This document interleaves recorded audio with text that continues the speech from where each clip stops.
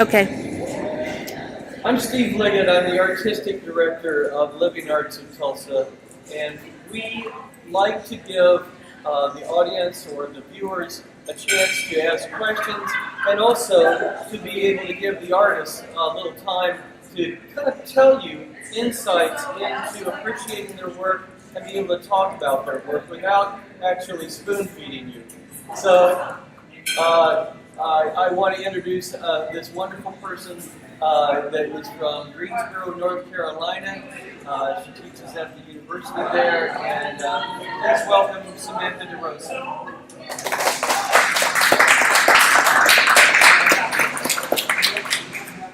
I have some notes just to keep me on track. There's a lot here. I might spoon feed a little bit because there's a lot of layers that I think are useful to know about with this particular project. So Elegy brings together several disparate. Come in closer if you can't hear. If you read the statement, I've been working on several different bodies of work for several years that have been, at least what I thought, rather unrelated to one another. And it's made me a bit dizzy, kind of bouncing around between projects that seemed, at least at first, unrelated. So over the recent year or two, I've started to really consider what are the intersections and how might they merge together, what would happen if I put them together. So about a year ago, with another solo exhibition, I put them together in kind of traditional mashup, and it was very salon style, like a vomiting of images and objects, a lot of what you see here, and even more so, all over the walls, top to bottom, in that traditional salon style. And with this, I sought to create a little bit more order. It felt a little bit like a spectacle to have it that way after I reflected upon it a bit. So I wanted to just speak to a little bit about the individual bodies of work that are in here, which I don't make mention of in the artist statement. So this body of work, the Elegies from Medical Terminology Study Card Set, these are flashcards, vintage flashcards that I found in a thrift store that are used, I don't know if they were used in nursing schools or medical schools or whatever, but they're all medical terminology. On the other side, you don't see the words they're used, only the definitions. So what I did with these was burned out part of the definitions to create poems in a way, as a musing on grief and longing and sorrow, which is what my headspace was in at that time. And just as a contemplation on that tension between the objective medical body and the subjective lived body. Because certainly we experience loss and grief and longing inside our bodies. And mapping Meg Ryan is probably the oldest body of work. And in that I sought to really look at the formulaic moments in those films.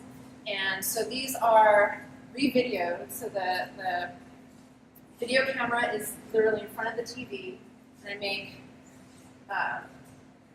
just choices in cropping and zooming in, just really to capture gestures and fragments from specific threshold moments in the films.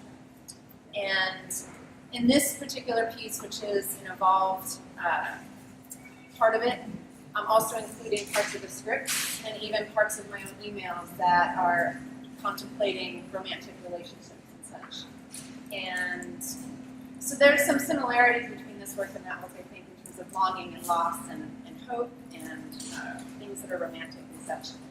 And this body of work over here comes from, it's 38, sorry, I always have to remind myself of the latitude, 37.421467 degrees, which is the latitude of the Fukushima nuclear power plant that saw the hydrogen explosions and meltdowns several years ago after the tsunami.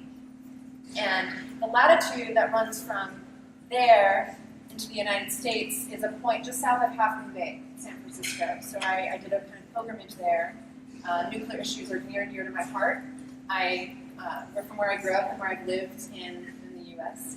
And so in pondering the scope of that tragedy, of that accident, I went there to get as close as possible to the accident without really leaving U.S. soil, obviously.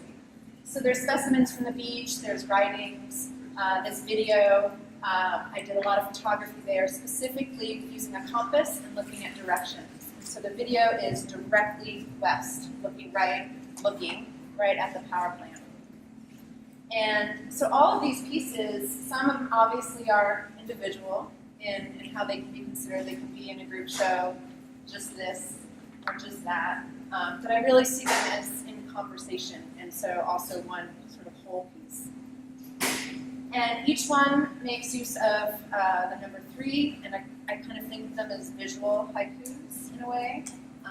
3 lines here, 3 groupings there. Some are quite obvious, obviously with triptychs.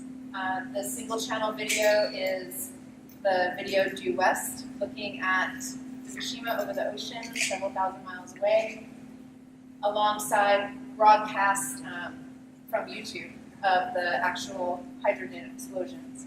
And they get closer and closer and just kind of form into mist over time. And so the number 3 is I feel kind of symbolic in just thinking about the power of that, like the Holy Trinity or something where it seems to take the ineffable and the abstract and make it more concrete.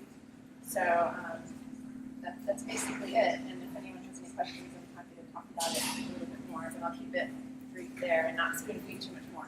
So, thank you. Thank you.